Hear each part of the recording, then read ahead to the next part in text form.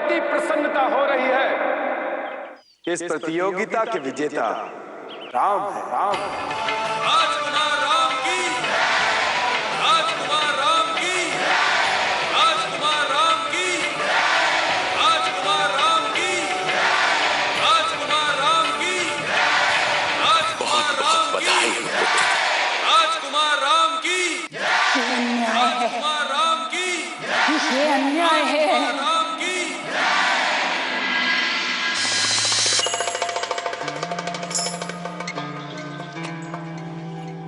महाराज दशरथ, आप अपने वचन के पक्के नहीं हैं।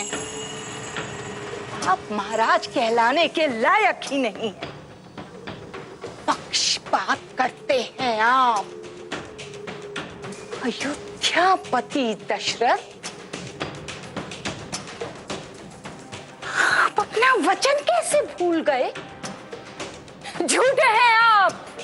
राजकुमार राम की, राजकुमार राम की, राजकुमार राम की, राजकुमार राम की, राजकुमार राम की, राजकुमार राम की, राजकुमार राम की, राजकुमार राम की, राजकुमार राम की, राजकुमार राम की, राजकुमार राम की, राजकुमार राम की, राजकुमार राम की, राजकुमार राम की, राजकुमार राम की। आपने ये अच्छा नहीं किया। मैंने क्या किया? आपने राम भैया को वचन दिया था ना कि आप प्रतियोगिता में भाग लेंगे। हाँ, मैंने वचन दिया था और मैंने अपना वचन निभाया भी है। किंतु मैं ये भली भांति जानती हूँ, आप जानबूझकर प्रतियोगिता में पराजित हुए। परंतु जय और पराजय के विषय में मैंने कोई बात नहीं की थी मांडव।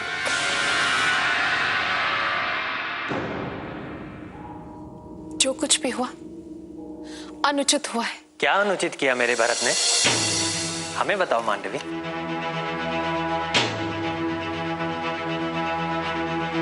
प्रणाम भैया। प्रणाम भाभी। क्या बात है मांडवी, क्या हुआ? कुछ नहीं दीदी, हम तो ऐसे ही।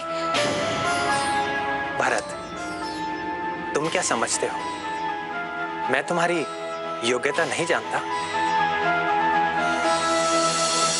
भरत, मेरे प्रति जो तुम्हारा स्नेह है मैं भली भांति जानता हूं।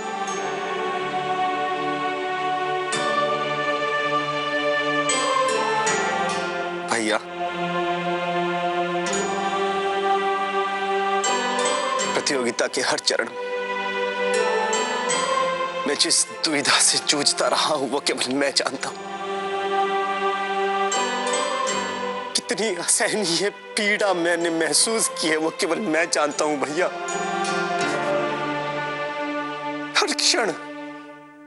हर क्षण मेरे हृदय में कुछ टूटता सा रहा है, कुछ बिखरता सा रहा है मेरे शरीर में। भरत,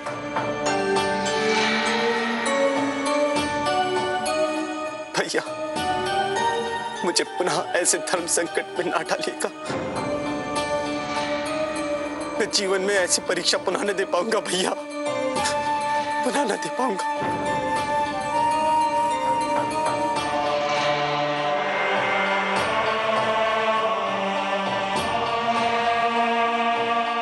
अयोध्या तो क्या, संपूर्ण संसार का साम्राज्य मेरे लिए कोई अर्थ नहीं रखता भैया।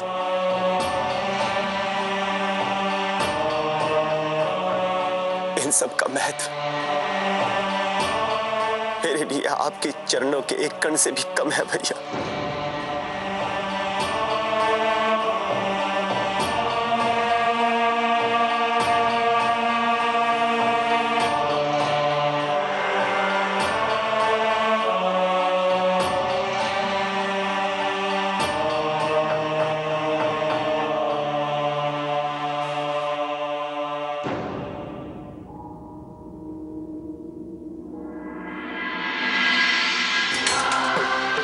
राज्य को फूलों से सजा दिया जाए और प्रजा को यह सूचित कर दिया जाए कि हमारा ज्येष्ठ पुत्र राम ही अयोध्या के राज सिंहासन पर बैठने जा रहा है। और हाँ, राम से कहिए कि वो शिव मंदिर चला जाए और महादेव जी का आशीर्वाद प्राप्त कर ले। जैसी आज्ञा महाराज।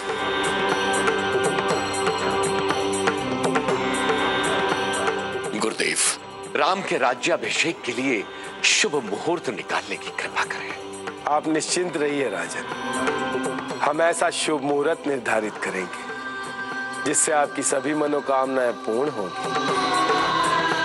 अब हम प्रस्थान करेंगे।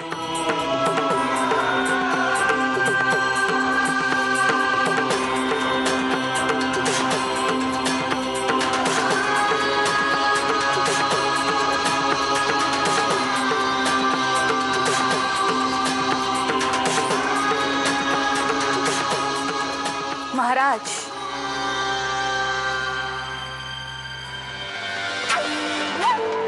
यदि आपके पास कुछ क्षणों का समय हो तो मैं आपको एकांत में एक आवश्यक सूचना देना चाहती हूँ।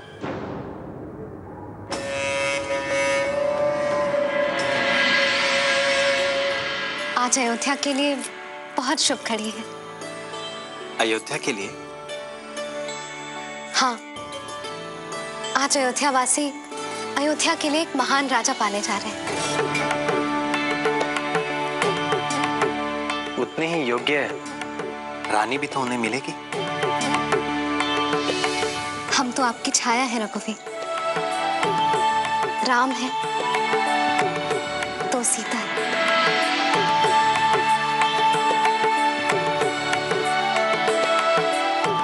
मैंने तो वचन दिया है कि मैं तो केवल सीता का राम हूं।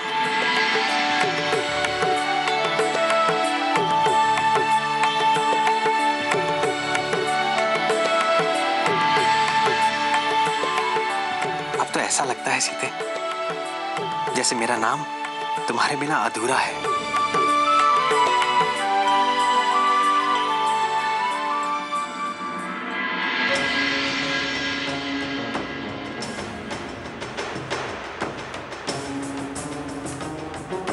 बोलो, क्या कहना चाहती हो? रघुवंशीय शिरोमणि अयोध्यापति महाराज, आपके नाम की धूम चारों दिशाओं में है। आप सूर्य के समान हैं। मैं एक दीपक भी नहीं किसी घर का। मैं तुच्छ दासी एक निवेदन करने का साहस करती हूं कि जो निर्णय आप ले रहे हैं, एक बार अपनी अंतरात्मा से पूछ के देखिए, क्या वो उचित है? तुम किस निर्णय की बात कर रही हो?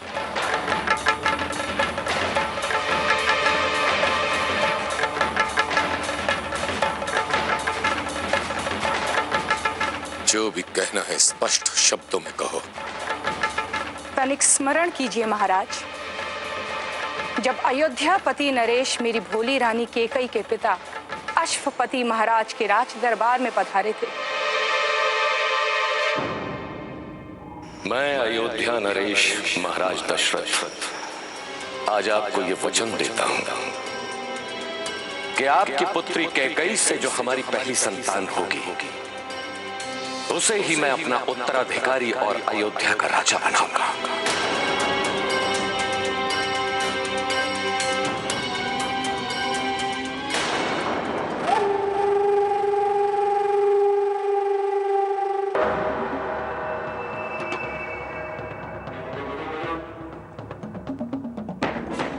क्या हुआ महाराज?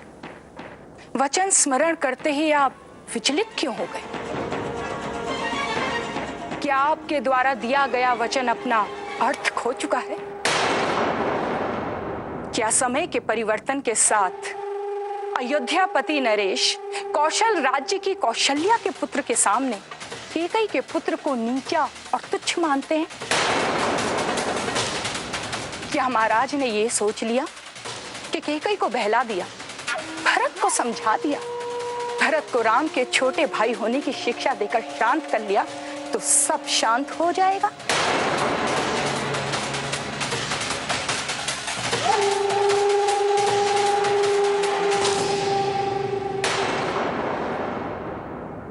मैं शांत नहीं रहूंगी महाराज। मंथरा!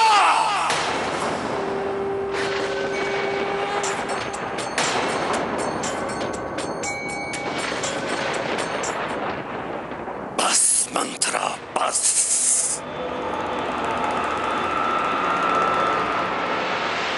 तुम्हारी जिह्वा नियंत्रण से बाहर जा रही है।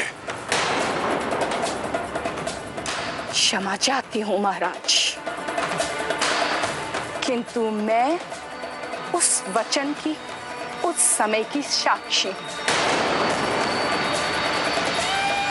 इसीलिए आपको स्मरण कराने आई थी। अब सही निर्णय आप ही लीजिए।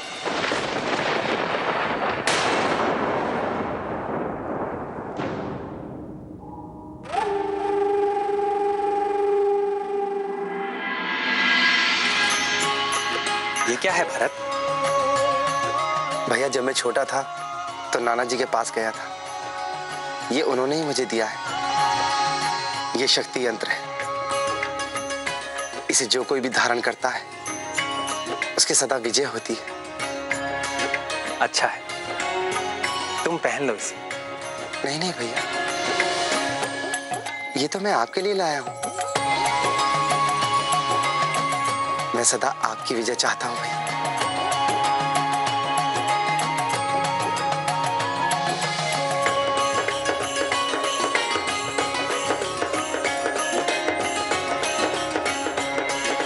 इसे अपने छोटे भाई का उपहार समझकर ही रख लीजिए।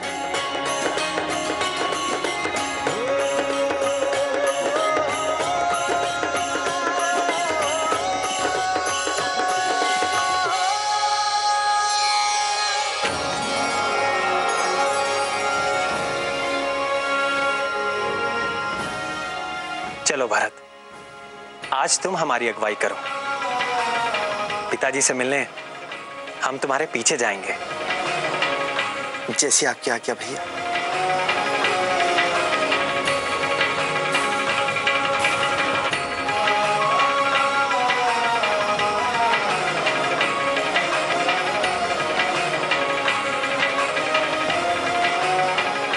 चलो लक्ष्मण।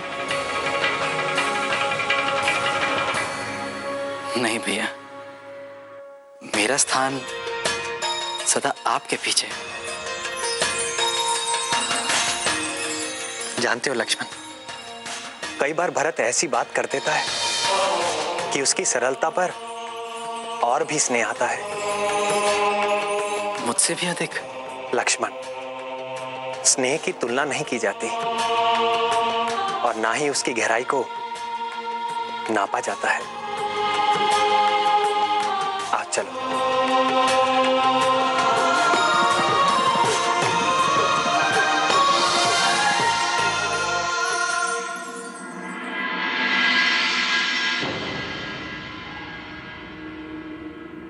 क्या आपके द्वारा दिया गया वचन अपना अर्थ खो चुका है? क्या समय के परिवर्तन के साथ अयोध्यापति नरेश कौशल राज्य की कौशल्या के पुत्र के सामने कैकई के पुत्र को नीचा और तुच्छ मानते हैं? क्या राम का स्थान कोई और ले सकता है?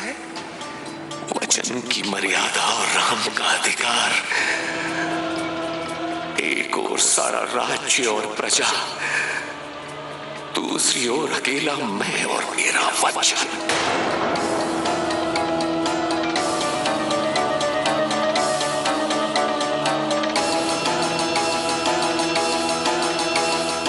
प्रणाम महाराज। महाराज, कैकेयी नगरी से महारानी कैकेयी के भाई महाराज युधिष्ठिर पधारे हैं।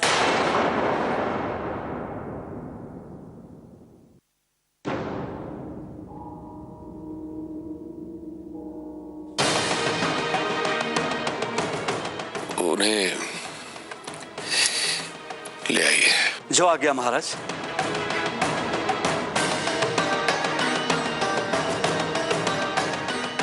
मैं अयोध्या नरेश महाराज दशरथ आज आपको ये वचन देता हूं कि आपकी पुत्री कैकेयी से जो हमारी पहली संतान होगी उसे ही मैं अपना उत्तराधिकारी और अयोध्या का राजा बनाऊंगा। प्रणाम महाराज। अयोध्या पति की जय हो। युद्धजीत आओ।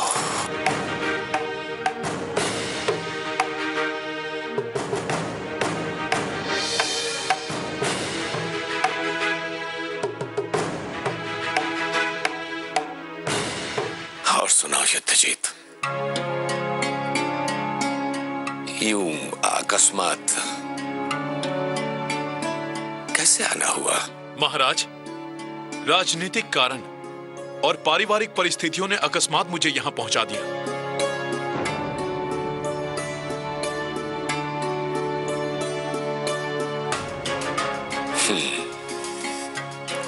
कहो। मैं भरत के विषय में बात करना चाहता था।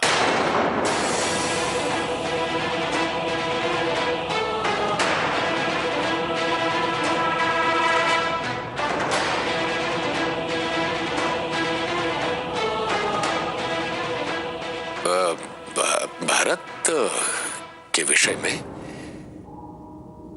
क्यों? क्या बात है?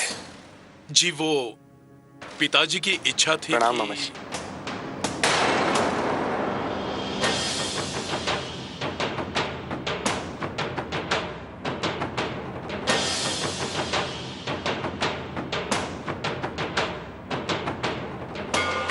आप कुछ कह रहे थे युद्धजीत? जी मैं उसी के विषय में बात करना चाहता था। पिताजी का स्वास्थ्य कुछ अधिक ही बिगड़ गया है।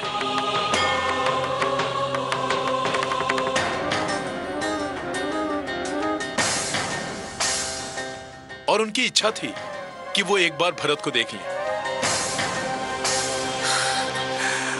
अवश्य है। और आप तो जानते ही हैं, पिताजी का अनुराग भरत से अधिक है। इसके नाना है, उनका अधिकार है भरत पर। आप अवश्य लेके जाइए भरत को। अरे पुत्र, जाओ, शीघ्रता से तैयारी करो। जैसी आपकी आज्ञा पिताजी। शत्रुघ्न। जी भैया। तुम भी भरत के साथ चले जाओ। जैसी आपकी आज्ञा भैया। प्रस्थान की तैयारी करो।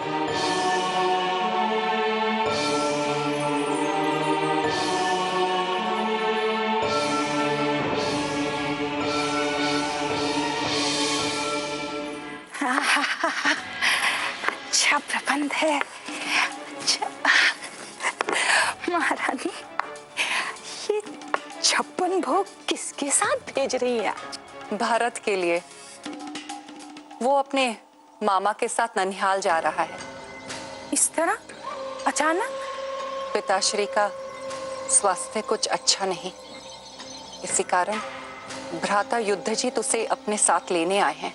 महाराज दशरथ ने उसे जाने की आज्ञा दे दी। अब तो बातें बंद कर, इसे समेट के वहां रख दे।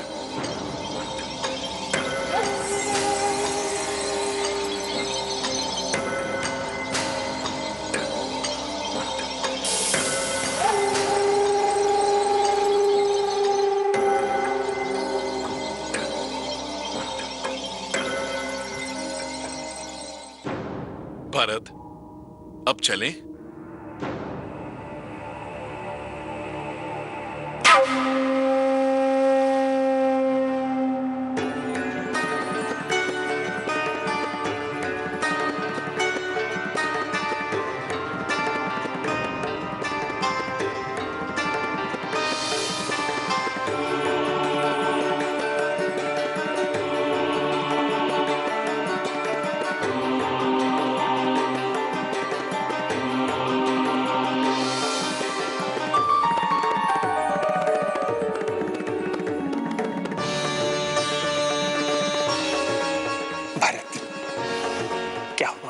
भैया, मेरे पांव आगे जाना ही नहीं चाहते।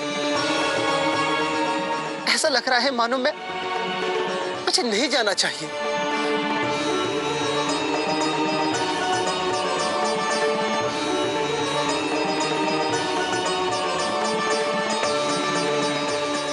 भरत, इतने अधीर मत बनो। पहली बार घर से बाहर नहीं जा रहे हो। और फिर मांडवी और श्रुतकीर्ति भी तुम दोनों के साथ हैं। मैं जानता हूं भैया, परंतु मुझे ऐसा लग रहा है कि मुझे अपने इस शरीर के 2 टुकड़े कर देने चाहिए, और एक आपकी सेवा में छोड़ देना चाहिए और एक ननिहाल भेज देना चाहिए भैया। भरत, क्या तुम अपनी वीरता का परिचय ऐसी बात करके दोगे? क्षत्रिय कहीं भी जाए, परंतु अपना हृदय घर में रखकर जाते हैं। तो वही रख लीजिए भैया, वही रख लीजिए। और मेरा जो भाग ननिहाल जा रहा है उसे आपका असीम प्रेम, आपका आशीर्वाद, अनुभव को समेट लेने दीजिए भैया।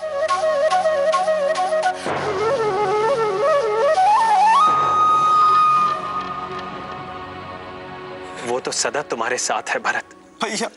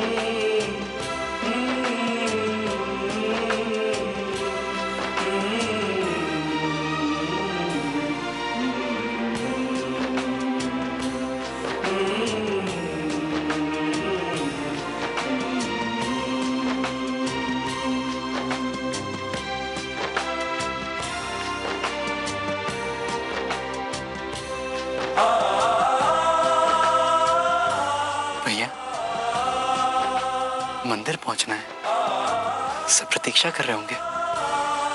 हाँ लक्ष्मण।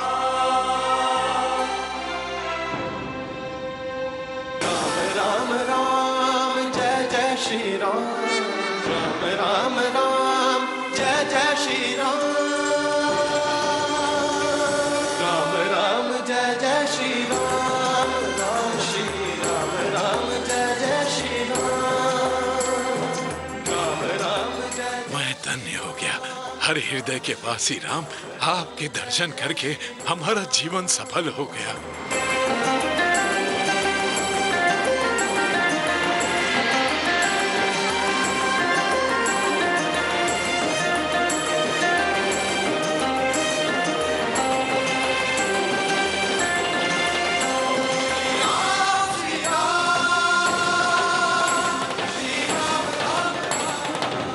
कल चैत्र मास का पुष्य नक्षत्र है।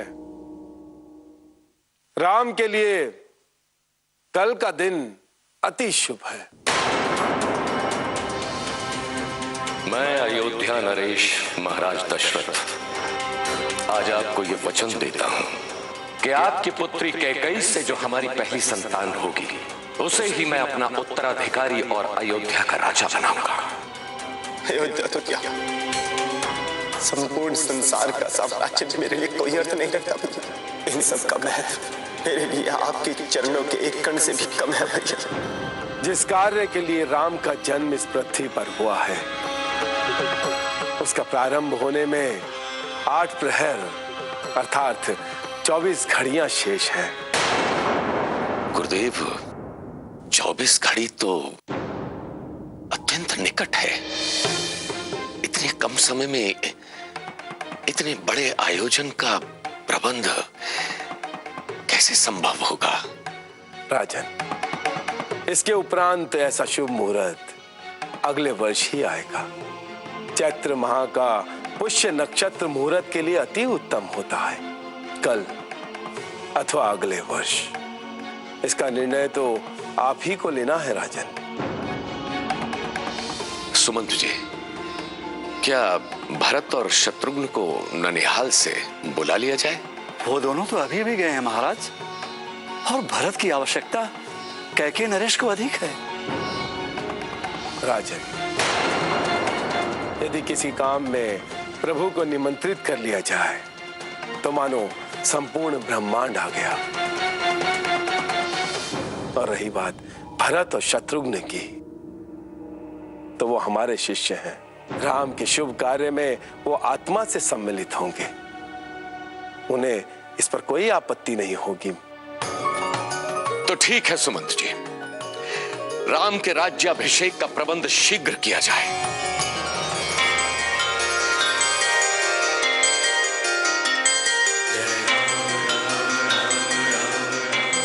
माता, आपके कर कमलों का स्थान वहां नहीं,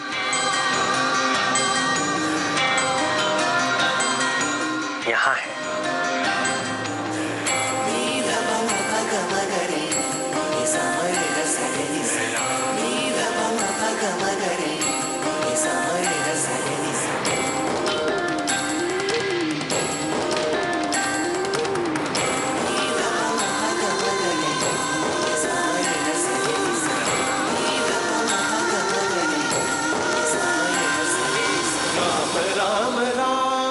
मोती तो नहीं थे मेरे पास, पर मोतियों जैसे लगते हैं। बहुत पसीना बहाया तब मिले हैं। यही ला सका हूँ मैं राम आपके लिए, इन्हें स्वीकार कीजिए। राम राम जय जय श्री राम, राम श्री राम, राम जय जय श्री राम।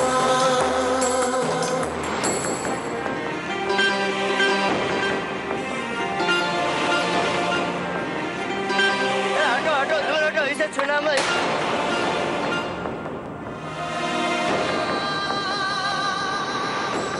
ये सरयू के किनारे वाला कुष्ठ रोगी है। चल निकल यहाँ से, लज्जा नहीं आ रही है तुम्हें? रुक जाओ, पीछे हटिए।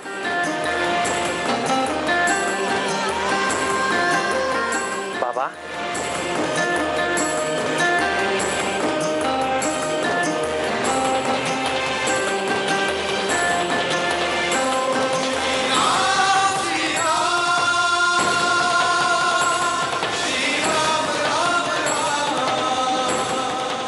से देखकर आंखें नहीं भरी, आपके पास आने का लोभ रोक नहीं पाया। केवल एक साथ मन में है राम, एक बार इस मंदिर में आपके साथ महादेव की आरती कर लूं।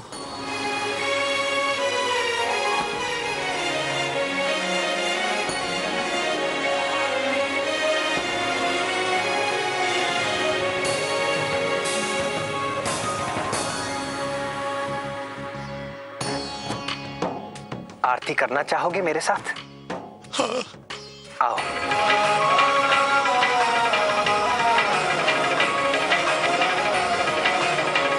आओ।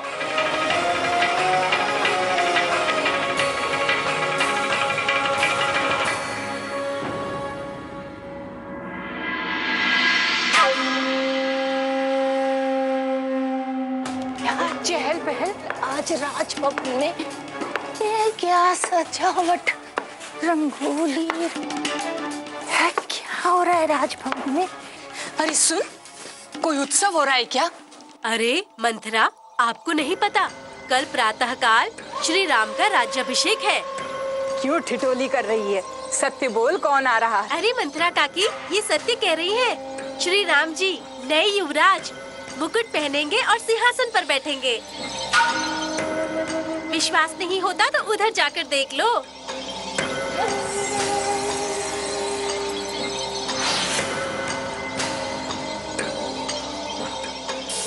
ये अन्याय है, विश्वासघात है कैकेयी के साथ। उसे बताना होगा, सूचित करना होगा कि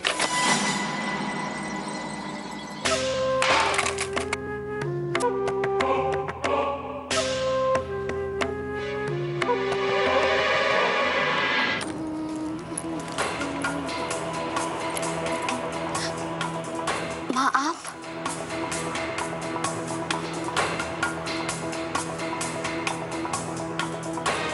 क्षमा कीजिएगा माँ, हमने आपको आते नहीं देखा। कोई बात नहीं, बहुत प्रसन्न लग रही हो। हम भी बहुत प्रसन्न हैं। मेरे राम को तुम जैसी पत्नी मिली।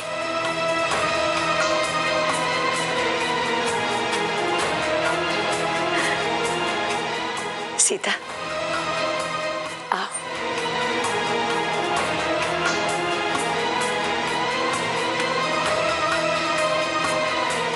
बैठिए माँ।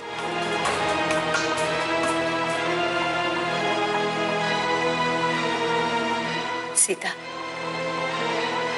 कल राम का राज्याभिषेक होने जा रहा है।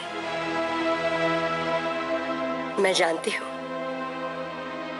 तुम्हारा मन कितना प्रसन्न और पुलकित हो रहा है। सीता, परंतु एक राजा की पत्नी होना सहज नहीं है। राम के साथ तुम्हारा भी उत्तरदायित्व बढ़ने वाला है। एक राजा के सामने उसकी प्रजा का, उसके देश का, उसके राज्य सिंहासन का प्रश्न आता है तो रानी के लिए उसकी सारी इच्छाएं, उसकी सारी आवश्यकताएं, उसके सारे अधिकार कोई महत्व नहीं रखते। एक राजा का सबसे बड़ा और सबसे पहला धर्म कर्म है उसकी प्रजा, उसके पश्चात उसकी पत्नी।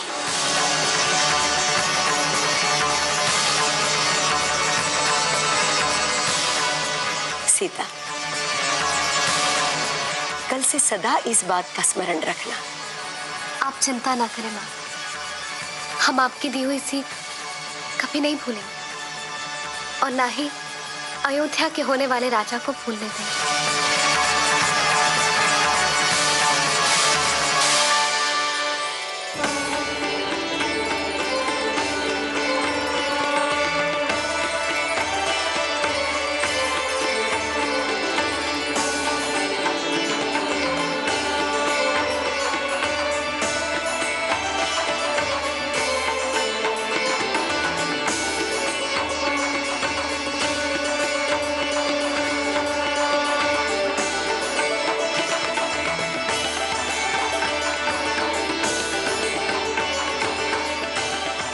अति शुभ समाचार है। हमारे राम युवराज बनने वाले हैं। उनका कल राज्य अभिषेक है। बधाई हो महारानी जी।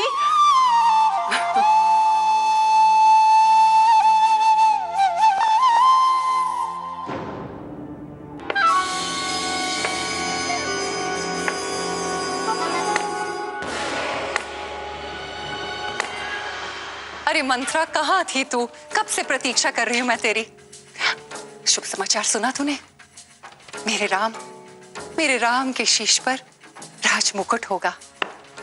वाह रानी वाह, तुम तो ऐसे प्रसन्न हो रही हो जैसे तुम्हारे पुत्र का अभिषेक हो रहा हो। तो इसमें संदेह की क्या बात है? मेरा ही तो पुत्र है राम। ये तेरे लिए कितना सुंदर लग रहा है। और मेरे राम के शीश पर होगा राज मुकुट और राज सिंहासन अयोध्या का सुशोभित हो उठेगा मेरे राम से। बुद्धि भ्रष्ट हो गई है तुम्हारी। बुद्धि तो तुम्हारी भ्रष्ट हो गई है जो इतने शुभ अवसर पे ऐसी बातें कर रही है। मैं जो भी कह रही हूँ सोच समझ कर कह रही हूँ रानी। कभी सोचा है तुमने हमारे भरत को उन्होंने ननिहाल क्यों भेज दिया? सोचो सोचो मेरी रानी, ऐसा षड्यंत्र चल रहा है इस राजभवन में। तुम भिखारी बनकर रह जाओगी। दशरथ तो क्या, कोई दासी भी नहीं पूछेगी। मंत्रा, तुम पागल हो गई है क्या? तुम्हें यही नहीं पता तुम बोलती क्या जा रही हो? तुम अभी तक राम को नहीं समझ पाई। अब अंतिम बार सुनो।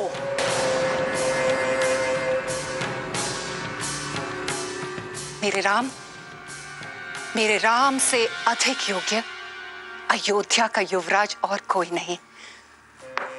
सद्बुद्धि दे भगवान तुम्हें मैं सच बताती हूँ।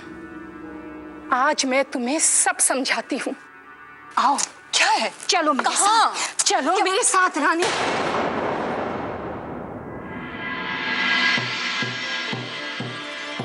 राजकुमार राम की, राजकुमार राम की, राजकुमार राम की, राजकुमार राम की, राजकुमार राम की, राजकुमार राम की, राजकुमार राम की, राजकुमार राम की, राजकुमार राम की, राजकुमार राम की, राजकुमार राम की, राजकुमार राम की, राजकुमार राम की।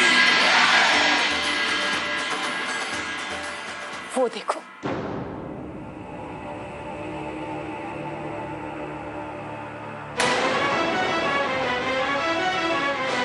अयोध्या के उस राज सिंहासन को जी भर के देख लो। उस सिंहासन का अधिकारी होगा राम, कौशल्या पुत्र राम। वही राम जिसे तुम अपना पुत्र समझने की भूल कर रही हो। वही राम जिसके मोह में तुम अपने पुत्र भरत को पराया समझ रही हो। वही राम एक दिन तुम्हारी दुर्गति करेगा। कौशल्या होगी राजमाता और तुम्हारा स्थान कहाँ होगा? पड़ी रहोगी महल के किसी कोने में।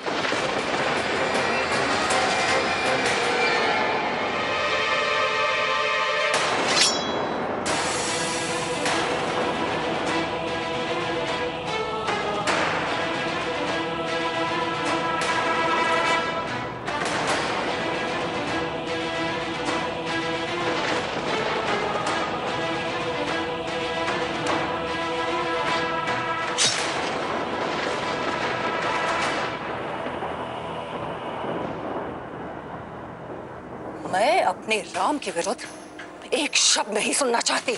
सत्य बहुत कड़वा होता है महारानी, किंतु मुझे मारने से भविष्य का सत्य नहीं बदल जाएगा। देखो कैकई, देखो अयोध्या के राज सिंहासन को देखो। कल्पना करो उस राज सिंहासन पर राम का अधिकार है।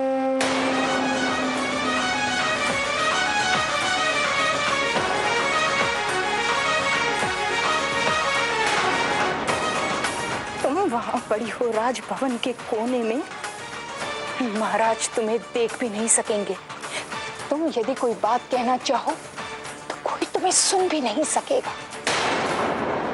मैं तेरी बातों में नहीं आने वाली। कितनी तुच्छ सोच है तेरी। तो तुमने अपने भरत को देखा ही नहीं कि वो कहाँ है। देखो रानी, उस राज सिंहासन पर राम बैठा है और भरत उनकी सेवा में दास की तरह खड़ा है। बस मंत्रा बस, तुझे जीवित रहने का कोई अधिकार नहीं। सोचो मत, मार डालो मुझे कैकई। मुझे अपने जीवन का कोई मोह नहीं। मुझे केवल भरत का मोह है। राजा बनकर राजसिंहासन की ईर्ष्या में भरत को कारागार में डाल देंगे, इस पैसे कि कहीं वो उनका स्थान रहे। नहीं, तुमने भरत का सोचो कि कहीं सोच भी, यदि नहीं तो भरत तुम्हें कभी क्षमा नहीं करेगा। महाराज ने बहुत अच्छी चाल चली। उन्होंने तुम्हारे पिता को वचन दिया था कि भरत को राजगद्दी पर बिठाएंगे। भूल गई क्या? महाराज भली भांति जानते हैं कि छोटी महारानी कुछ नहीं बोलेगी। वो जानते हैं कि तुम्हें राम के लिए अधिक मोह है, इसीलिए वो तुम्हारे भोलेपन का लाभ उठा रहे हैं।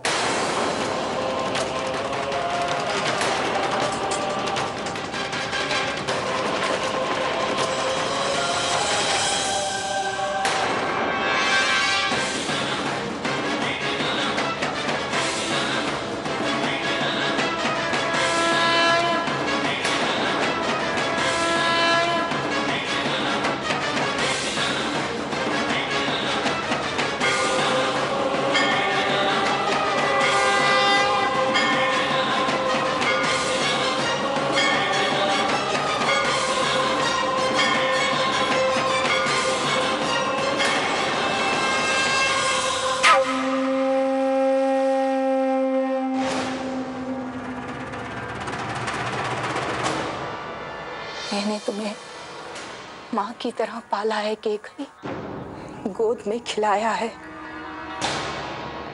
तुम्हारे सुख दुख को अपना समझा है। मैं तुम्हारा बुरा कैसे देख सकती हूँ? तुम अपने सुहाग के झूठे बल पर यह समझती रही कि महाराज तुम्हारे वश में है, किंतु वो बहुत चतुर है। अपना अधिकार मत भूलो, हमारे भरत को राजा के स्थान पर दास मत बनाओ। यदि ऐसा हुआ तो मुझे मरकर भी शांति नहीं मिलेगी। महाराज राम की, महाराज राम की, महाराज राम की, महाराज राम की, महाराज राम की, महाराज राम की, महाराज राम की, महाराज राम की, महाराज राम की, महाराज राम की, महाराज राम की, महाराज राम की, महाराज राम की, महाराज राम की, महाराज राम की, महाराज राम की, महाराज राम की।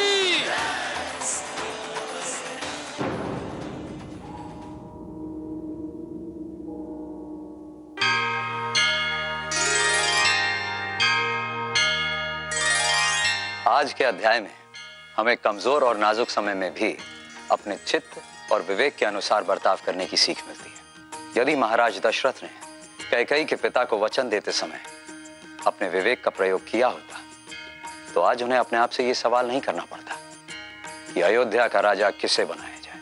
अक्सर हम अपनी भावनाओं के वशीभूत हो भविष्य के बारे में सोच नहीं पाते। इसीलिए अगर हम सभी हमेशा अपने विवेक का प्रयोग करें तो इससे बड़ा जीवन का आधार कुछ नहीं होगा। जय सिया राम।